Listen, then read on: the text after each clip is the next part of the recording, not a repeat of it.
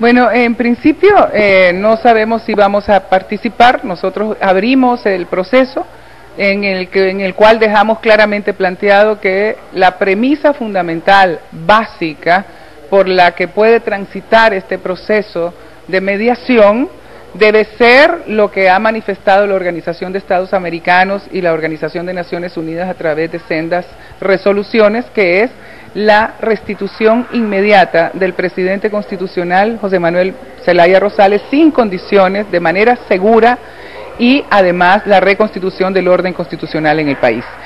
Sin ese punto fundamental y primero de agenda, seguir hacia los otros temas que son derivados no tiene sentido, porque con un gobierno, con un régimen de facto que está fuera de toda norma, que no tiene ley, que no es legítima ninguna de sus decisiones y todo lo contrario, constituyen delito todas sus decisiones, no se puede plantear ni diálogo ni siquiera negociación. Es sencillamente una mediación para operativizar a lo inmediato las resoluciones planteadas por la OEA y la ONU en cuanto a la restitución segura, inmediata e incondicional del presidente Zelaya.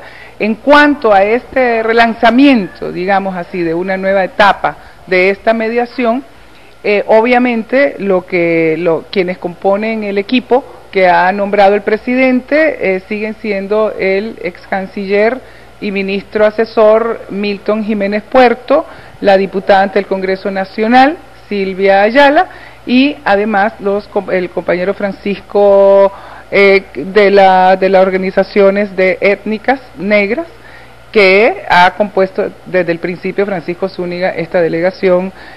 Eso es lo que se plantea en principio. El método no es más que sentar claramente un plazo. El plazo perentorio que ha dado nuestro presidente es esta próxima reunión en esta semana. Y es el plazo perentorio solicitado al presidente constitucional de Costa Rica, Oscar Arias. No es un plazo solicitado al régimen golpista porque está fuera de toda norma, ¿no? Es un plazo solicitado entre presidentes constitucionales, ¿no? En segundo lugar, la metodología plantea, por otro lado, la necesidad de evacuar ese primer punto de agenda. Los derivados tendrán que ver con las decisiones constitucionales y, por supuesto, tendrán que ver también con el tender ciertos puentes para poder hacer posible que la angustia de nuestro pueblo sea corta y sea leve. Canciller, usted señalaba una cosa bien importante, también lo hacía el presidente, y es que ha habido persecución contra los miembros por parte del grupo de José Manuel Zelaya que está dentro de ese diálogo. Ha habido persecución a ellos, les han trancado los teléfonos, sus tarjetas de crédito, incluso tienen amenazas de ser capturados y amenazas de muerte. ¿Quiénes están detrás de eso, canciller? ¿Aparece alguien con nombre y apellido haciendo ese tipo de bloqueos? Digamos primero el nombre. Evidentemente esta es una dictadura que pretende establecerse en nuestro país, dirigida por militares. Y como lo ha dicho ahora nuestro compatriota César Ham, que tienen de títeres a dirigentes de políticos como Roberto Micheletti Bahín y su camarilla, y por supuesto tiene también autores intelectuales dentro de los grupos fácticos del país que han venido en forma permanente haciendo acciones de desestabilización hasta llegar al colmo de un golpe militar.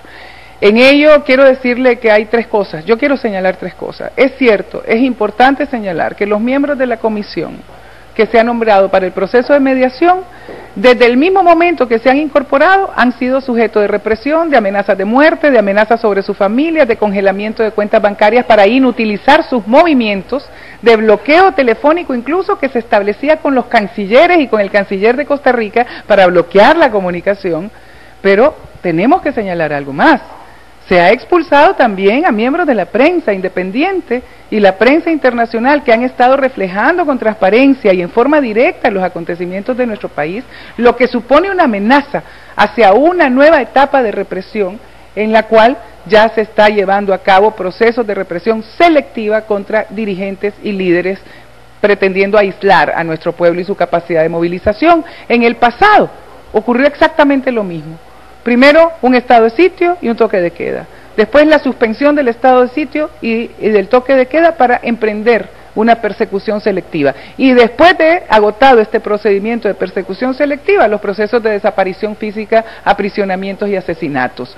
Nosotros sabemos que los que están dirigiendo esta operación son los mismos que dirigieron en el pasado estos procesos de represión. A la cabeza de ellos, un exmiembro o miembro aún porque estamos pensando de la rearticulación de los escuadrones de la muerte, del llamado 316 en Honduras, por ejemplo, Billy Joya, que se ha constituido uno de los personeros y voceros del régimen golpista. Y eso tenemos que decirlo porque fue un hombre procesado y señalado incluso por la Comisión Interamericana de los Derechos Humanos por crímenes de lesa humanidad en contra de estudiantes y jóvenes hondureños en la década de los 80, entre ellos nuestro ex canciller y miembro de la Comisión Constitucional para la Mediación en Costa Rica, Milton Jiménez Puerto.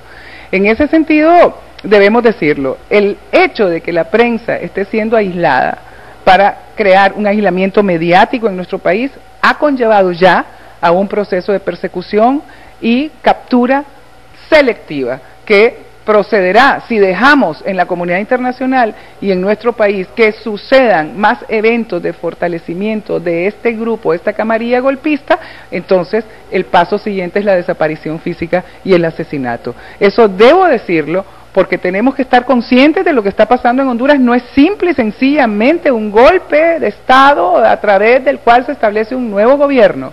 No, es un golpe militar a través del cual se establece una dictadura, y una dictadura dirigida por militares, por títeres políticos y por autores intelectuales de los poderes fácticos con todo el poder de su dinero y el cinismo y la desvergüenza frente al aislamiento internacional y la condena de nuestro pueblo.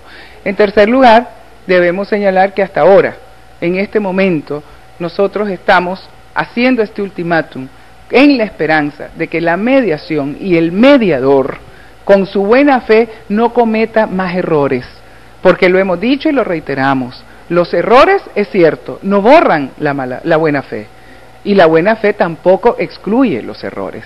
Nosotros agradecemos infinitamente a la comunidad internacional que se ha puesto al lado de nuestro pueblo, que ha hecho proclamas fundamentales, que ha emitido resoluciones vinculantes en derecho internacional.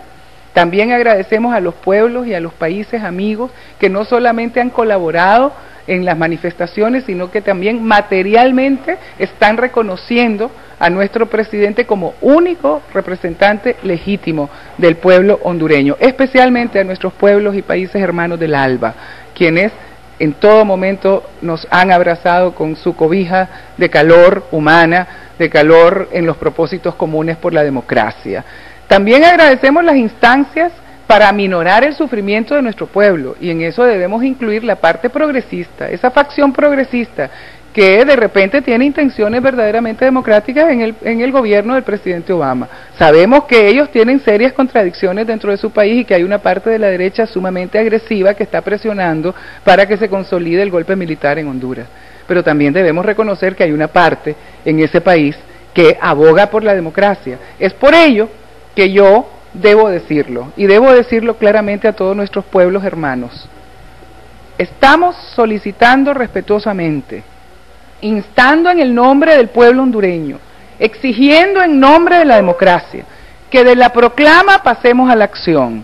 Y es por eso que pedimos al gobierno de los Estados Unidos que las sanciones en contra del régimen de facto sean efectivas, en términos económicos, en términos de reservas internacionales, en términos de transferencias y desembolsos, que las sanciones políticas sean efectivas, que se aísle diplomáticamente al régimen de facto, que en términos sociales sean efectivas, que se manifieste claramente el sentir y el pensar de todos los pueblos del mundo con respecto al retorno del fantasma terrible y perverso de los golpes militares y de los regímenes de represión, y que además se manifieste en forma directa contra los personeros y los protagonistas de un golpe militar, porque a esta gente lo único que le interesa son sus intereses personales. A ellos no les importan las sanciones que puedan afectar a nuestro pueblo y especialmente a los sectores más humildes.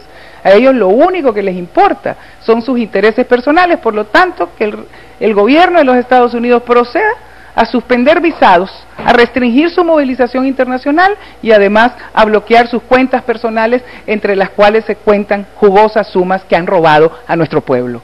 En ese sentido, en esa medida, vamos nosotros realmente a sentir el apoyo directo, concreto, contundente del gobierno de los Estados Unidos a nuestro pueblo, que el régimen de facto lo ha aislado. Por lo tanto, es nuestra obligación aislar al régimen de facto.